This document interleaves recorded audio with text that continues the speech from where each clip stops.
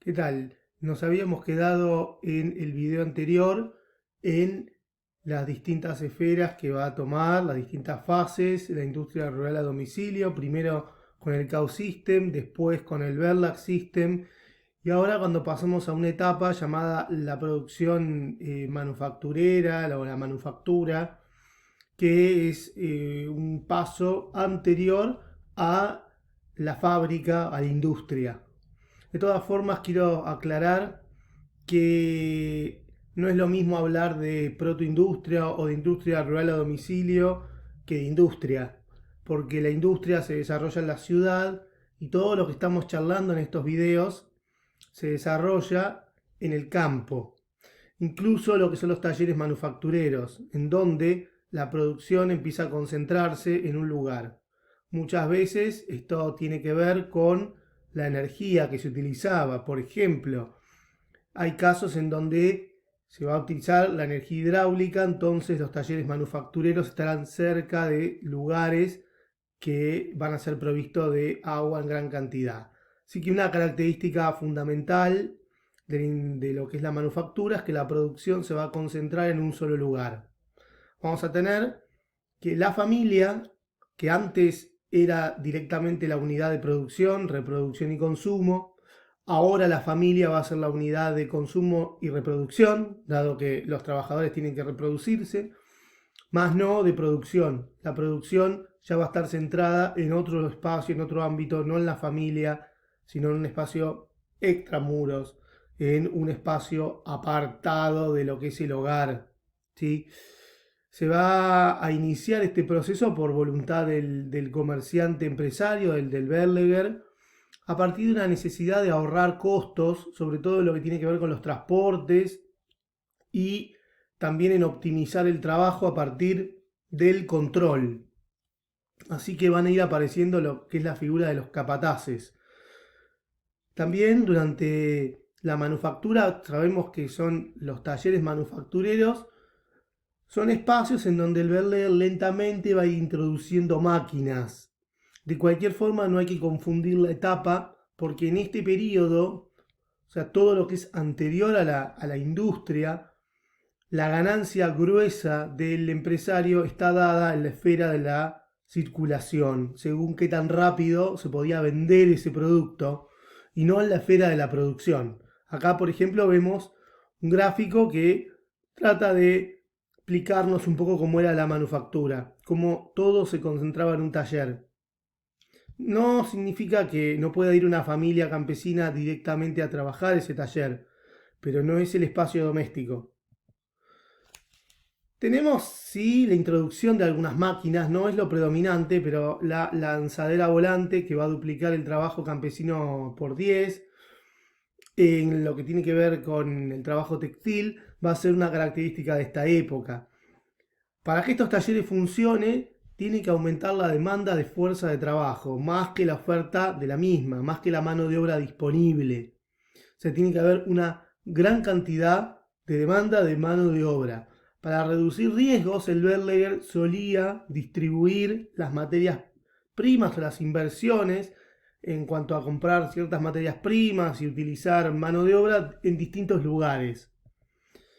Para que la industria rural a domicilio crezca, tiene que aumentar el número de trabajadores, o sea, el crecimiento es extensivo.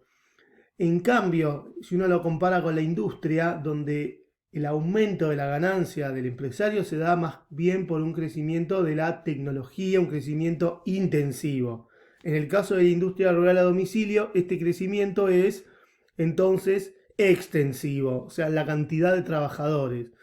La productividad se va a dar en lo que es la división del trabajo y el control que haya sobre el trabajo y ahorrar costo de transportes.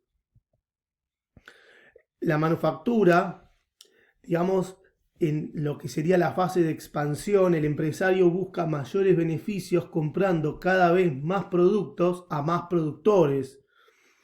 Digamos que la productividad, por eso es que uno dice aumenta en términos extensivos, no intensivos.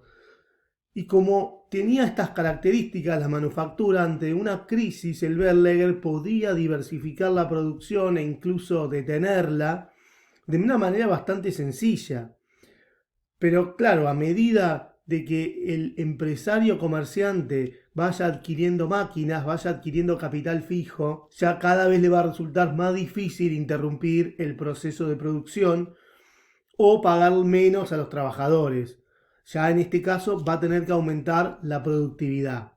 Ante una crisis de sobreproducción que, aclaro, no eran tan comunes en este periodo, ya que no había tanto capital fijo como va a haber en la época de la Revolución Industrial, el empresario podía limitar la compra de materia prima o podía cambiar de proveedores o podía cambiar de rubro, se podía dedicar a distintas cosas. Era fácil moverse en un ámbito y otro, dado que su rol estaba sujeto a la esfera de la circulación y no a la de la producción. Y para finalizar, vamos a charlar un poco sobre la estructura familiar. ¿Cómo eran estos campesinos que van a pasar a dedicarse cada vez más tiempo a la producción manufacturera y van a ir dejando de ser campesinos clásicos, como eran en la Edad Media? En la Edad Media, como se puede ver en esta imagen, una familia campesina tenía, digamos, ciertos límites de crecimiento. El básico era el acceso a la tierra, o sea, cuando yo, siendo por ejemplo campesino, mis padres me van a heredar o me van a permitir acceder a una tierra. Y también eso hay que decir que estaba condicionado por el momento en el que un campesino, digamos, se podía casar. En ese sentido, los padres habilitaban o no el casamiento de sus hijos y además le daban un pedazo de tierra que era lo básico para que un campesino sea campesino. Más o menos, bueno, los campesinos tenían varios hijos, pero la mayoría moría o en el momento, digamos, o antes de nacer o en los primeros años de vida. Así que en general las familias tipo tenían 2 o 3 hijos que iban a sobrevivir. Generalmente un hijo era el que hereda la propiedad y el otro hijo, si era mujer, se casaba con un hombre de otra familia, si era hombre, bueno, podía ir al monasterio u otros lugares, pero la idea era no dividir la parcela de tierra, por lo menos no tanto. En cambio, en la familia protoindustrial, ya la cantidad de hijos y el acceso a la tierra no son limitantes, al contrario, más cantidad de hijos significaba, acá se ve una imagen, significaba más cantidad de mano de obra potencial, porque lo importante es tener disposición de trabajadores. Por eso los matrimonios van a ser a edades más tempranas y los padres van a perder la posibilidad de controlar las parejas de sus hijos. Así que acá va a empezar a predominar lo que es la atracción física y el concepto de mostrar habilidades laborales para poder atraer a la otra parte. El rendimiento marginal de una familia campesina era inelástico, dado que lo que producía la tierra era lo que producía. O sea, más cantidad de hijos era más bocas que alimentar, para decirlo de manera media vulgar. En cambio, en la protoindustria o en la industria a domicilio, la más cantidad de hijos significaba tener más trabajadores en el futuro. Eso sí, podía haber otros limitantes, como por ejemplo la voluntad del Verleger o del comerciante empresario de decidir invertir o no en determinado lugar. Si de pronto se iba el empresario de ese lugar, ya ahí se quedaban sin trabajo estas familias campesinas. Va a haber 4 debates que voy a plantear para cerrar el tema. El primero es el del patrón demográfico. Digamos, hay quienes dicen que se acelera mucho el crecimiento de la población durante la protoindustria, que hay un despegue demográfico. Sin embargo, sabemos que la mortalidad infantil era altísima, había muchos problemas en cuestiones higiénicas, alimentarias, no estaban esos lazos comunales que durante la Edad Media le podían garantizar a una familia campesina un acceso mínimo a cierta comida, ¿sí? Ahora ya tenemos, sí que la esperanza de vida podía aumentar, pero la población adulta, así que podemos discutir si la población crece o no, porque si bien hay muchos nacimientos, también hay una altísima tasa de mortalidad infantil. Un segundo debate tiene que ver en la estructura de la familia campesina. Por un lado, según Medic, que es uno de los autores del libro que cité en el video anterior, la familia protoindustrial es indispensable mantener una propiedad aunque sea chica. Y por eso es por una herencia que van a traer de la vieja familia campesina, y por lo tanto van a incluso contraer deudas con tal de no perder un pedacito de tierra. Otros dicen que hay un cambio, que hay un corte respecto a lo que es la vida campesina básica, y esto se da en el patrón de cuándo van a nacer la mayor cantidad de hijos. En las familias campesinas clásicas, en general, los embarazos eran a fin de año, eran durante el verano para que los hijos nazcan en el invierno, ya que eran los meses que más se dificultaba trabajar. En cambio, en la familia protoindustrial los nacimientos están distribuidos a lo largo de todo el año. Así que acá hay algunas cosas que se mantienen, como es querer mantener la propiedad campesina, pero también hay cambios que tienen que ver con el patrón de nacimientos de niños y niñas que se dan a lo largo de todo el año. Acá se puede ver una imagen de una familia campesina y una unidad de trabajo protoindustrial. Pueden ver que en una se requiere más cantidad de tierra que en otra.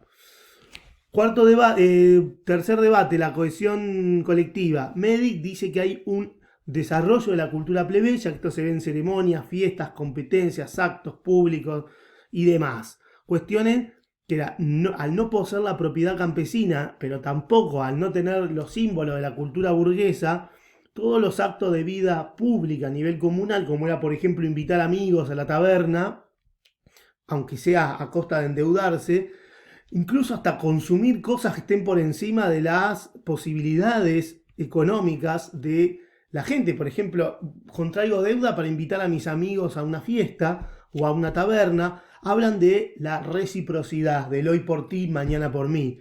Berg, en cambio, dice que esos lazos comunales tipo antiguo ya no existen, que la vida pública en bares y en tabernas en realidad no eran elementos de solidaridad y de cohesión, sino eran espacios para mostrar cierto estatus social. Él hace un estudio de las hebillas de los zapatos que, bueno, uno podía mostrar la capacidad económica a partir de eso. Y por último, la cuestión de género. Medic dice que la mujer gana dinero, por lo tanto hay una mayor igualdad respecto al hombre, nuevos hábitos de consumo, nuevos comportamientos como fumar en público, tomar cerveza, la participación en los motines de subsistencia y la moral sexual mucho menos restrictiva, mientras que Gallickson y Berg van a decir que no hay igualdad en el trabajo. Hay trabajos que son femeninos, trabajos que son masculinos. Y el trabajo femenino siempre va a ser distinto al del hombre, porque la sociedad en la que vivimos es una sociedad patriarcal. En reiteradas oportunidades la mujer termina incluso trabajando para sustentar los gustos del marido.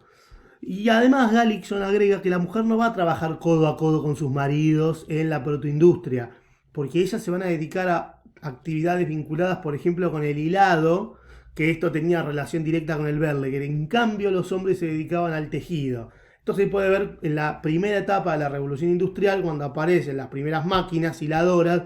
Las mujeres comienzan a trabajar en el tejido y esto va a mostrar resistencia masculina. Acá se pueden ver algunas imágenes de la participación de las mujeres, ¿no? Entonces, en este sentido, también hay un debate de si hay igualdad o no, si la capacidad de ganar dinero y de tener recursos económicos le daba a la mujer cierta igualdad respecto al hombre, o en realidad había otras diferencias subterráneas que las fuentes difícilmente nos revelan. Bueno, con esto quería cerrar este tema, espero que les haya resultado atractivo. Vuelvo a repetir, protoindustria no significa industria, sino que son primeras prácticas en las cuales el capital va penetrando lentamente en la esfera de la producción. Durante toda la etapa de la protoindustria, la ganancia del empresario es en la venta, en la compra y venta, lo que se dice en la circulación.